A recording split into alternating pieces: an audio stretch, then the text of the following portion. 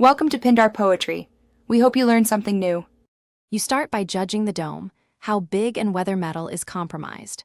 Once you confirm no active rust, wash the area and remove wax with isopropyl so adhesives bond. Make sure to mask adjacent panels tightly to protect paint. Then prepare your workspace and tools: 320 and 600 grit wet sandpaper, body filler, primer, respirator, and clean rags. Don't waste time fussing. Begin with a clean, dry surface so the repair materials adhere properly, and you now remove the raised material and reshape the panel. First, wet sand the domed clear coat with 320 grit until the bulge is flattened. Work outward to feather the edge. Once level, apply a thin layer of short-filling body filler. Press it into low spots and shape it roughly, then let it cure. After curing, make sure to wet sand the filler.